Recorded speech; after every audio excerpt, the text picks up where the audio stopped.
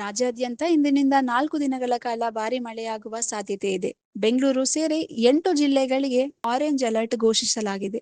ರಾಜ್ಯದ ಉತ್ತರ ಹಾಗೂ ದಕ್ಷಿಣ ಒಳನಾಡಿನ ಕೆಲವೆಡೆ ಭಾರಿ ಮಳೆಯಾಗುವ ಸಾಧ್ಯತೆಗಳಿದ್ದು, ವಾತಾವರಣ ಇಲಾಖೆ ಯೆಲ್ಲೋ ಅಲರ್ಟ್ ನೀಡಿದೆ. ವಿಜಯಪುರ, ಬಾಗಲಕೋಟೆ, ಕೊಪ್ಪಳ ಮತ್ತು ಗದಗದಂತಹ ಕೆಲವು ಜಿಲ್ಲೆಗಳನ್ನು ಹೊರತುಪಡಿಸಿ ಉಳಿದ ಬಹುತೇಕ ಜಿಲ್ಲೆಗಳಲ್ಲಿ ಭಾರಿ ಮಳೆಯಾಗಲಿದೆ ಎಂದು ಇಲಾಖೆ ತಿಳಿಸಿದೆ.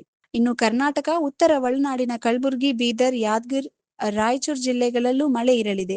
ಬೆಂಗಳೂರಿನಲ್ಲಿ ಕಳೆದ 1 ವಾರದಿಂದಲೂ ಬಿಸಿಲಿನ ತಾಪಮಾನವು ಅಲ್ಪ ಪ್ರಮಾಣದಲ್ಲಿ ಇಳಿಕೆಯಾಗಿದೆ. ಕಳೆದ 2 ದಿನಗಳಿಂದಲೂ ಅಲ್ಲಲ್ಲಿ ಚದುರಿಯಂತೆ ಮಳೆಯಾಗಿದೆ. ಇನ್ನು ಮುಂದಿನ 2 ದಿನಗಳ ಅವಧಿಯಲ್ಲಿ ಬೆಂಗಳೂರಿನಲ್ಲಿ ಭಾಗಶಃ ಮೋಡ ಕವಿದ ವಾತಾವರಣ ಇರಲಿದ್ದು, ಮಧ್ಯಾಹ್ನ ಅಥವಾ ಸಂಜೆ ವೇಳೆಗೆ ಮೋಡ ಕವಿದ ವಾತಾವರಣ ಬದಲಾಗುವ ಸಾಧ್ಯತೆ ಇದೆ. ಬೆಂಗಳೂರಿನ ವಿವಿಧ ಪ್ರದೇಶಗಳಲ್ಲಿ ಮಳೆಯಾಗಲಿದೆ ಎಂದು ಇಲಾಖೆ ತಿಳಿಸಿದೆ. ಅವಧಿಗೂ ಮುನ್ನ ಈ ಬಾರಿ ಮುಂಗಾರು ಆಗಮಿಸುವ ಮುನ್ಸೂಚನೆ ಇದ್ದು, ಈಗಾಗಲೇ ಅದಕ್ಕೆ ಪೂರಕವಾದ ಸನ್ನಿವೇಶಗಳು ವಾತಾವರಣದಲ್ಲಿ ಕಂಡುಬರುತ್ತಿವೆ. ಇದರಿಂದ ಪೂರ್ವ ಮುಂಗಾರು ಚೇತರಿಸಿಕೊಂಡಿದ್ದು, ರಾಜ್ಯದ ಹಲವೆಡೆ ಮಳೆಯಾಗಲಿದೆ.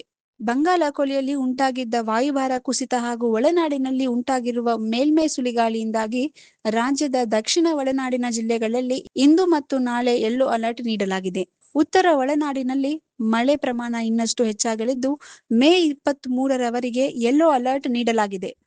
ಈ ವಿಡಿಯೋ ನಿಮಗೆ ಇಷ್ಟವಾದಲ್ಲಿ ಲೈಕ್ ಮಾಡಿ, ಶೇರ್ ಮಾಡಿ, ಸಬ್ಸ್ಕ್ರೈಬ್ ಮಾಡಿ.